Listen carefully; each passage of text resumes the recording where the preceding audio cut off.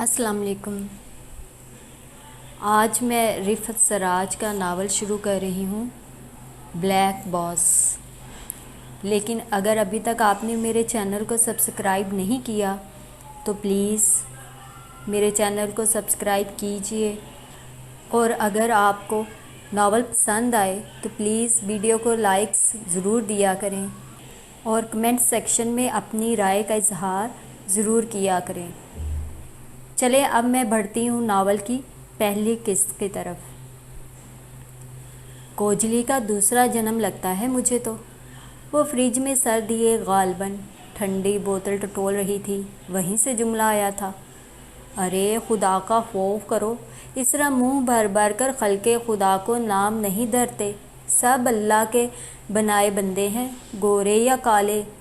اماں جان تخت پر چندیاں پھیلائے غالباً کسی آنے والی یا والے کے ملبوسات کی تیاری میں بری طرح مگن تھیں، مگر اسے اللہ سے ڈرانے کی مہلت انہوں نے اس مصروفیت میں نکال ہی لی تھی۔ آپ کس کونے سے مسلمان ہوتی ہیں؟ ابھی تک تو دوسرے تیسرے جنم میں اٹکی ہوئی ہیں۔ مودی نے بھی اس کی جھاڑ پونچھ میں اپنا رول ادا کیا۔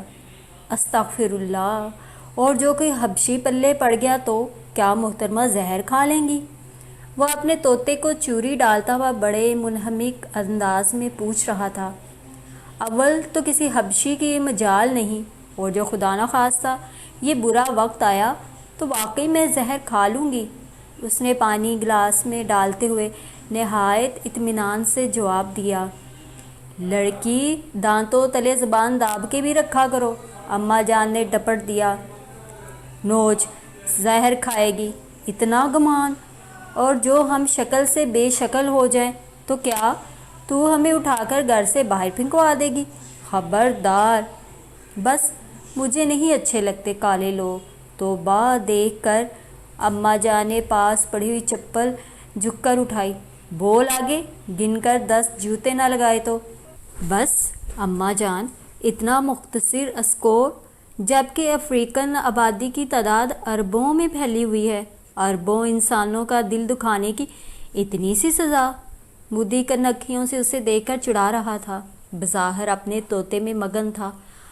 آپ کو تو موقع ملنا چاہیے جلے پھپولے پھوڑنے کا، اونٹ کہیں کے۔ اس نے بوتل واپس فریج میں رکھتے ہوئے زور سے دروازہ بند کیا۔ جب کہہ دیا کہ نہیں اچھے لگتے ہمیں، پھر بولی۔ اماں جان نے چشمے کی بالائی سرحدوں سے گھورا۔ ہاں، وہ پاؤں پٹکتی برآمدے سے باہر چلی گئی تھی۔ اللہ برے وقت سے بچائے، انسان بڑا نوالا کھا لے، بڑا بول نہ بولے، کم عقلی کی بھی کوئی حد ہوتی ہے۔ اماں جان کو تازہ بلیٹن کے لیے خاصا مواد مل گیا تھا۔ آپا، کمال بھائی آئے ہیں، ذکی نے دروازہ تھپ تھپا کر اطلاع دی۔ پھر میں کیا کروں؟ اماں جان کو بتاؤ۔ وہ شو بزنس سے متعلق کوئی میگزین نہایت توجہ سے دیکھ رہی تھی۔ اسے کمال کی آمد اور ذکی کی مداخلت نہایت زہر لگی تھی۔ اماں جان باتھ روم میں ہے، یقیناً آدھا گھنٹہ وہ وہاں ضرور گزاریں گی۔ مجھے نہیں پتا، میں نے اپنا فرض ادا کر دیا، اب آپ جانیں۔ اور اماں جان، وہ واپس ہو گیا۔ بڑا آیا فرض کا لگتا، ایک انہیں کوئی کام نہیں، جب دیکھو منہ اٹھا کر چلے آ رہے ہیں۔ وہ سر سے پاؤں تک کڑوی ہو رہی تھی۔ باغیہ شری کے خوبصورت کلوز اپ اور شاندار ڈریسز سے نظریں ہٹا کر ایک سانولے سلونے مہمان کی میزبانی کرنا ایک جان گسل مرحلہ تھا۔ وہ میگزین سینے سے لگائے لگائے باہر آ گئی۔ السلام علیکم، اس نے گویا لٹھ دے مارا۔ وعلیکم السلام۔ کمال نے گلابی کپڑوں میں ملبوس اپنی گلابی سی کزن کو بھرپور دلچسپی سے دیکھا۔ کیا ہو رہا ہے؟ وہ مسکرایا۔ پیارے پیارے لوگوں کی تصویریں دیکھ رہی تھی۔ کس نے جان بوجھ کر جملہ ادھورا چھوڑ دیا کہ پیارے پیارے لوگ خود چل کر آ گئے۔ وہ شرارت سے مسکرایا۔ اللہ رے خوش فہمی۔ کمال بھائی، ایک بات کہوں، مائنڈ مت کیجیے گا۔ ارشاد۔ آپ اتنی سخت گرمی میں باہر نہ نکلا کریں۔ اف، اس قدر ہمدردی، وجہ؟ وہ مسکرایا۔ اور کالے ہو جائیں گے، وہ تیزی سے بولی۔ کمال نے قہقہہ لگایا۔ بھئی، ہمارے گن بڑے گورے ہیں، روزانہ 2-3 پرپوزلز آ جاتے ہیں۔ ان کی آئی سائٹ ویک ہوگی۔ وہ جل کر بولی، ارے بڑے بڑے آہو چشم ہمارے طلبگار ہیں۔ اس نے پھر چڑھایا، ان کو پیسے ملتے ہوں گے۔ وہ آرام سے گویا ہوئی، کس بات کے؟ کمال واقعی نہیں سمجھا۔ آپ کو بے وقوف بنانے کے۔ وہ کھی کر کے ہنس پڑی۔ پھر بھی اس سے ہماری ہی اہمیت ثابت ہو رہی ہے، لوگوں کا روزگار لگا ہوا ہے ہماری وجہ سے۔ وہ ہار ماننے والوں میں سے نہیں تھا۔ وہ ضد سی ہوگی، ارے بھئی آج کل تو ہم پر گیت لکھے جا رہے ہیں، کیا بات ہے ہماری، کالا سیا کالا میرا کالا اے دلدار۔ وہ میز کو طبلے کی طرح بجا کر گنگنانے لگا۔ اس کی تو جان ہی جل کر رہ گئی۔ اچھا بتائیے آپ کیا زہر مار کریں گے؟ وہ بہت بد لحاظی سے پوچھ رہی تھی۔ بھائی زہر مار کرنے کے لیے تو آپ ہی کافی ہیں، پھیکا شلجم، یا پھر جیسے بغیر نمک کا سالن، یا پھر پلاسٹر آف پیرس کا بے ترتیب ڈھیر، ان بجھا چونا، کڑوا زہریلا۔ ہاں ہاں ہاں، وہ اسے جذب جز ہوتا دے کر قہقہ لگا بیٹھا تھا۔ اپنی جھیمپ مٹانے کے لیے ظاہر ہے یہی کہیں گے۔ اور وہاں پرسوں تائی امی سنا ہے آپ کے لیے لڑکی دیکھنے گئی تھی، بتائیے کس بیچاری کے نصیب؟ وہ شریر انداز میں کہتے کہتے رک گئی۔ بہت ساری ہیں لائن میں، سوچوں گا کوئی ایک تو نہیں، بعض نے تحریری اپلیکیشن بھجوائی ہیں۔ وہ شان استغنا سے گویا ہوا، ارے کمال ہے، اتنے دنوں میں خیر تو ہے؟ اماں جان کی آمد نے اس کا منہ بند کر دیا۔ یہ لیجئے، آپ سب گھر والے ایک بات پر متفق ہی نہیں۔ چاند تو کہہ رہی ہیں روز آتا ہوں، تنگ آ گئے ہیں آپ لوگ۔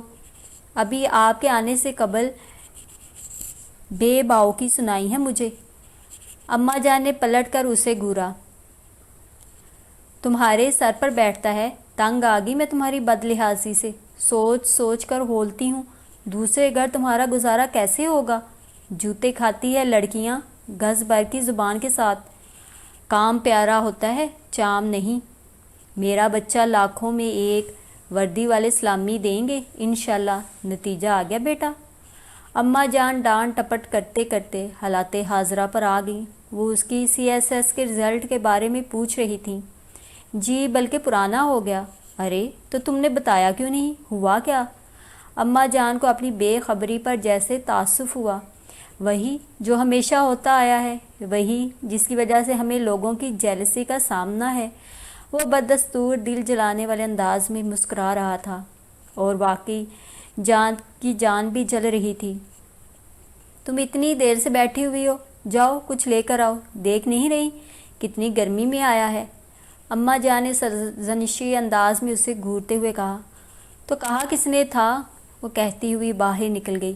اماں جان کا خون کھول گیا تھا، مگر کمال پر کوئی اثر محسوس نہیں ہوتا تھا۔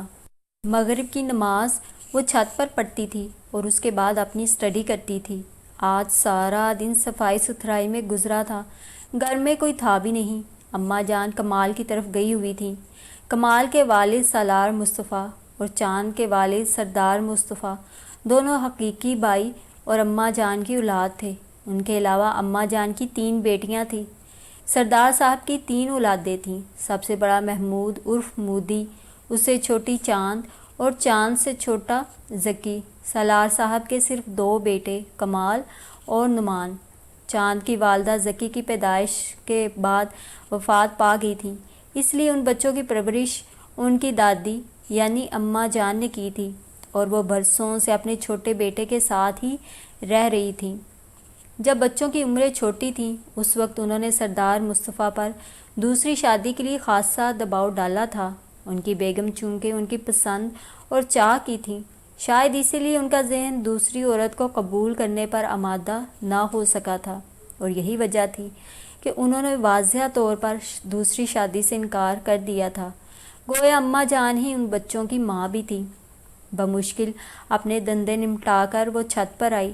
ٹھنڈی ہوا اور کھلی فضا نے طبیعت میں فوراً بشاشت پیدا کی۔ کافی دیر تک تو کتاب کھولنے کو جی ہی نہ چاہا۔ دل چاہا اس خوبصورت اور پرسکون ماحول میں یوں ہی ٹہلتی رہے۔ مان نیچے سے کال بیل کی آواز سنائی دی۔ اف، نیچے اترنا اور پھر حبس سے پر ماحول میں واپس جانا۔ سوچ کر ہی کوفت ہوئی۔ اس نے چڑے ہوئے انداز میں نیچے جھانکا۔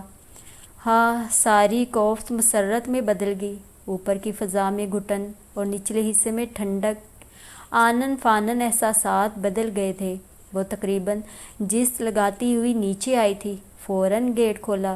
آداب عرض ہے، وہ خوشکن تاثرات سے سجے چہرے کے ساتھ کہہ رہی تھی اور ایک طرف ہٹ گئی تھی۔ کیا بات ہے؟ بہت خاموشی ہے، وہ راہداری میں چلتے ہوئے پوچھ رہا تھا۔ سب گئے ہوئے ہیں اپنے دھندوں پر۔ بابا اور اماں جان تایا ابو کی طرف گئے ہوئے ہیں۔ اماں جان صبح سے گئی ہوئی ہیں، بابا انہیں لینے گئے ہوئے ہیں۔ اس نے نہایت تفصیل سے جواب دیا اور اسے لے کر لاؤنج میں چلی آئی۔ وہ چوری چوری اس کی طرف دیکھ رہی تھی۔ انتہائی خوبصورت امپورٹڈ آسمانی شرٹ اور بلو پینٹ میں ملبوس، اپنے رکھ رکھاؤ کے ہمراہ وہ نہایت جاذب دکھائی دے رہا تھا۔ برود کی مخصوص مہک جو اس کی آمد کے ساتھ وابستہ تھی، جیسے گھر کی فضا میں رچ گئی تھی، اور یوں جیسے وہ گھر کے کونے کونے میں جذب ہو گیا تھا۔ در و دیوار اس کا ذکر کرتے محسوس ہو رہے تھے وہ کہ خوشبو کی صورت ہر سمت پھیلا ہوا تھا۔ کیا ہو رہا تھا؟ وہ کرسی پر بیٹھتے ہوئے اپنے مخصوص پورے اعتماد اسٹائل میں اس کی سمت بغور دیکھتے ہوئے پوچھ رہا تھا۔ اسٹڈی، وہ نظریں جھکا کر بولی۔ اف، کوئٹہ کی آب و ہوا نے تو انہیں بالکل گلابی ہی بنا دیا ہے۔ بھئی وائنڈ اپ کرو، تم نے بہت کام پھیلا لیا ہے۔ وہ مسکرا رہا تھا۔ چاند کا دل دھک دھک کرنے لگا۔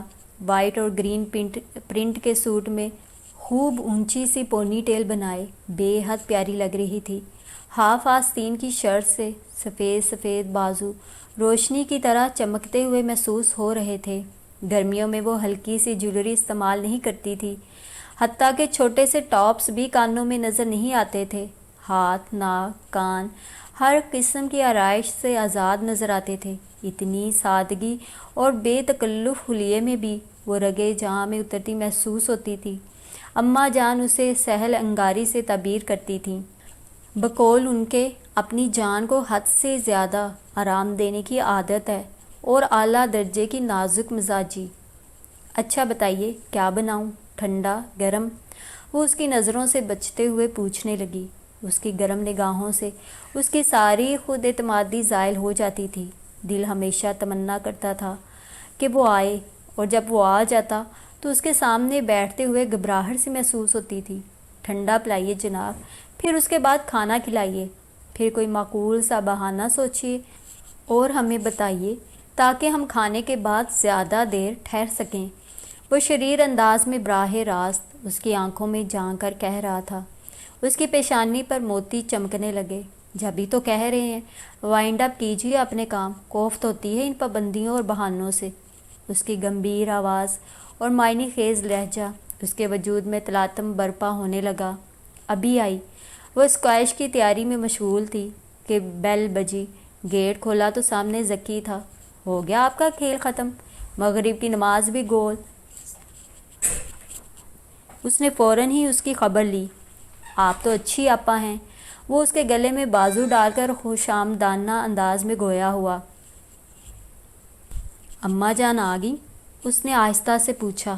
نہیں آئیں تو کیا ہوا، ابھی آتی ہوں گی۔ تبریز ہیں اندر، اس نے اطلاع دی۔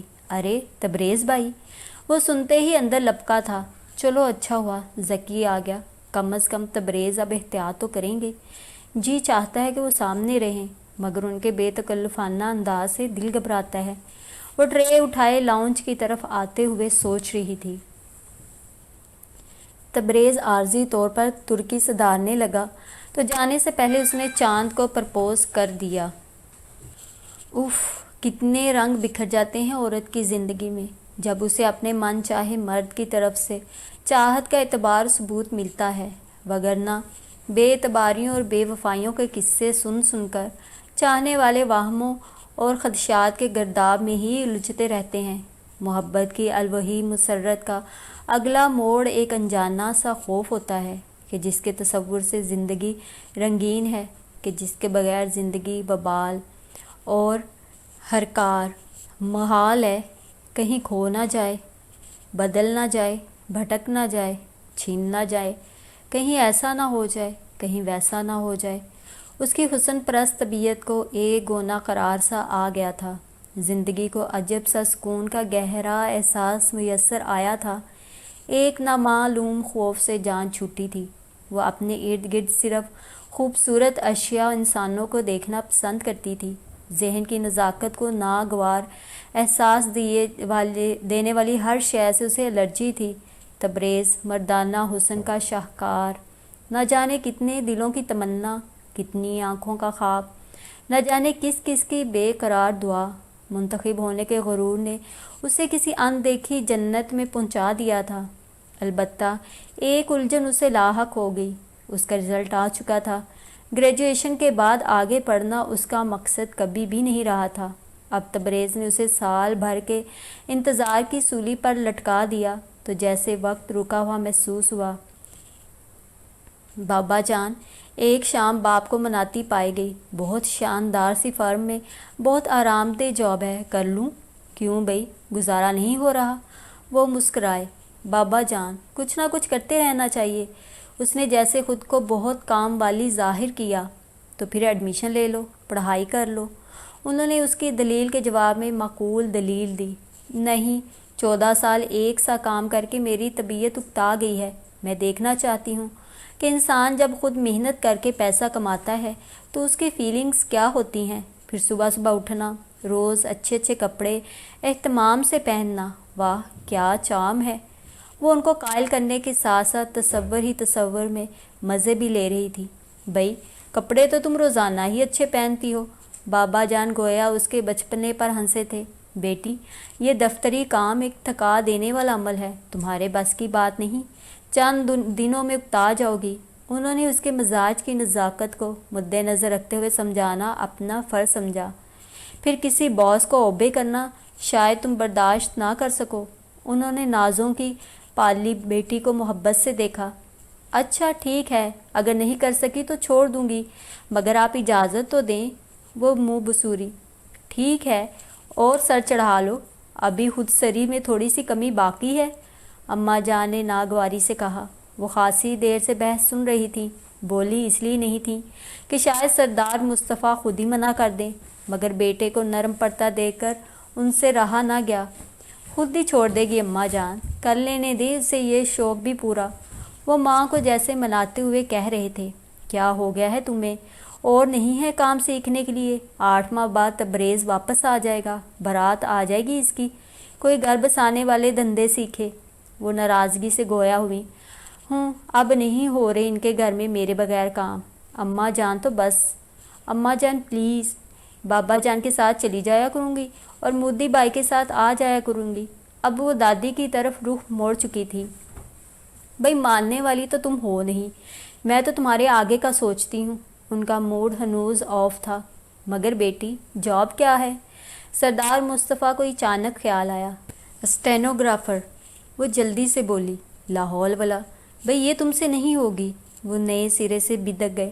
بابا جان 50 سے اوپر ہے میری سپیڈ، اور امپروو کر لوں گی۔ FSC کے ایگزام کے بعد میں نے کورس کیا تھا نا، اور گھر پر بھی تو پریکٹس کرتی رہی ہوں۔ گویا تمہاری پہلے ہی سے نیت رہی ہے۔ سردار مصطفیٰ نے اس کی بات کاٹ دی۔ میری عادت ہے بابا جان، فارغ وقت میں کچھ نہ کچھ کرتی رہتی ہوں، اس میں نیت کی کیا بات؟ بس یہی کیا ہے فارغ وقت میں، روٹی ابھی تک ڈھاکہ کا نقشہ ہوتی ہے۔ تمہیں کیا ہو گیا؟ سمجھانے سے گئے اور الٹا، چند دن جاتے ہیں اپنے گھر کی ہو جائے گی۔ اماں جان نے پھر ٹوکا۔ ابھی تو 8 ماہ ہیں، کر لینے دیں اسے، خود ہی باز آ جائے گی۔ بابا جان نے سمجھایا۔ میں تو سوچتی ہوں یہ شائستہ کے ساتھ نبھائے گی کیسے؟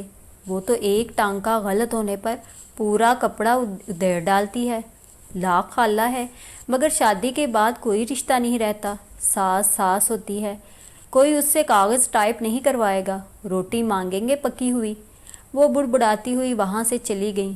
انہیں اندازہ ہو گیا تھا کہ سردار مصطفیٰ بیٹی کے سامنے ہمیشہ کی طرح ہتھیار ڈال دیں گے۔ دیکھو بیٹی، اس شرط کے ساتھ اجازت ہے کہ اماں جان کو خوش رکھنا ہوگا، انہوں نے تاکید کی۔ آپ فکر ہی نہ کریں بابا جان، وہ اپنی جیت پر خوشی سے کھل اٹھی تھی۔ اس لیے اسے اب ہر بات غیر اہم محسوس ہو رہی تھی۔ اف، مودی بھائی، سارا مزہ کرکرا ہو گیا۔ وہ بیگ ایک طرف ڈال کر تھکے تھکے انداز میں بیڈ پر ڈھہ گئی۔ کس نے ڈالی ریت؟ وہ بھی اس کا بھائی تھا۔ اس کے انداز میں سوالیہ انداز میں جواب ملا تھا۔ باس بلیک ہے۔ مودی کی ہنسی چھوٹ گئی۔ گویا کل ریزائن کر دو گی؟ وہ ہمدردی سے پوچھ رہا تھا۔ نہیں خیر، اب اتنی بھی جلد باز نہیں ہوں۔ امینہ نے یہ تو نہیں بتایا تھا۔ وہ کچھ سوچتے ہوئے بولی۔ امینہ بیوقوف نہیں ہے کہ اس قدر غیر اہم باتیں کرنے لگے۔ یہ آپ کس قدر فارغ ہیں جو ان چکروں میں رہتی ہیں کہ فلاں گڈ لکنگ ہے، فلاں بیڈ۔ بی بی حقیقت پسند بنو۔ امریکی تمہیں دیکھیں تو اپنے عجائب گھر میں لے جا کر رکھ دیں کہ اس لڑکی کے پاس فراغت کا ذخیرہ ہے، دنیا کی بیکار ترین اور مطمئن لڑکی۔ وہ تو دن رات سکون کی دواؤں کی ایجاد میں سر کھپاتے رہتے ہیں۔ ان بیچاروں کی مصروفیت کا تو یہ عالم ہے کہ وقت کی کمی کے سبب کالوں کی مخالفت سے دستبردار ہو کر برابر بٹھانے لگے ہیں۔ ارے بس 4 دن کی باتیں رہ گئی ہیں، پتہ چل جائے گا آٹے دال کا بھاؤ۔ اماں جان نے حسب معمول حزب اختلاف کی قائد کا رول ادا کیا۔ سچ مودی بھائی؟ سارا ایٹماسفیئر ہی خراب ہو گیا اس بلیک باس کی وجہ سے۔ ویسے برداشت ہو جائے گا، بہت کم بلاتا ہے اپنے ماتحتوں کو، زیادہ انٹر کام سے ہی کام لیتا ہے۔ بھئی سیلری بہت پرکشش ہے، ذرا 2-1 ماہ جھک مار لوں پھر سوچوں گی۔ مودی بھائی بکو۔ وہ کسی خاص قسم کے تیل سے سر کی مالش کر رہا تھا۔ کسی نے خشکی توڑ نسخہ بتایا تھا۔ پہلی سیلری ملے گی نا تو آپ کے ساتھ فیشن آرکیڈ جاؤں گی، ڈھیر ساری شاپنگ کروں گی، 1 پائی نہیں بچاؤں گی۔ بس کا کرایہ رکھ لینا، ہو سکتا ہے کسی دن بابا جان چھوڑنے اور میں لینے نہ پہنچوں۔ اس نے دور اندیشی کے مظاہرے کے طور پر اسے مشورہ دیا۔ اے ہاں، ترسی ہوئی ہے غریب، آج تک کچھ ملا ہی نہیں، تنخواہ ملے گی تو پھر دن پھریں گے اس کے۔ اماں جان جل کر بولیں۔ وہ ڈٹھائی سے کھی کھی کرتی باتھ روم میں گھس گئی تھی۔ لو، باتیں ہیں اس کی، کوئی سنے تو کیا کہے؟ تمہیں اپنے کام سے غرض ہونی چاہیے۔ تمہیں کیا مطلب افسر کالا ہے یا گورا؟ عقل کے پیچھے لٹ لیے پھرتی ہے یہ لڑکی، دیکھا تم نے؟ کیا گھول کر پلاؤں اسے؟ طوطا رٹاتی تو وہ بھی سیکھ جاتا، اماں جان پوتے سے پرتشویش انداز میں کہہ رہی تھیں۔ حالات من چاہے انداز سے ہم آہنگ تھے۔ آنے والے خوبصورت دنوں کے احساس نے مزاج کو ایک الوہی سی خوشی سے سرشار کر رکھا تھا۔ اس کا گھرانہ ایک متوسط گھرانہ تھا۔ اماں جان کی اعلیٰ انتظامی صلاحیت کے سبب اسے گھر میں کسی قسم کی ذمہ داری کا سامنا نہیں تھا۔ تھوڑا بہت ہاتھ بٹا دیتی تھی۔ 2 جز وقتی گھریلو ملازم تھے جو اس کے مزید آرام و سکون کا باعث تھے۔ مزاج کسی قسم کے بوجھ سے آشنا ہی نہیں ہوا تھا۔ طبیعت کی سو خوشی میں اس وقت مزید اضافہ ہو جاتا جب ترکی سے ایک بڑے سائز کا لفافہ اپنے اندر ان گنت خوشیاں اور رنگ لیے ہوئے آتا، یا پھر رات 11 بجے کے بعد ہفتے میں 1 فون، دبے پاؤں فون اٹھا کر اپنے بیڈ روم میں لے جاتی۔ دروازہ بند کر کے اس سے ہم کلام ہونے میں ایک الگ کشش تھی، لطف تھا۔ سیاہ راتوں میں ڈھیروں جگنو اترتے محسوس ہوتے تھے۔ آج اس کا فون آنے کے 100% امکانات تھے۔ یہی وجہ تھی کہ ڈھیر سارے کام کے باوجود وہ آنے والی خوشی کے سبب تر و تازہ نظر آ رہی تھی۔ مگر اس وقت اسے ازحد کوفت کا سامنا کرنا پڑا جب 6:30 بجے تک مودی کی راہ دیکھنا پڑی۔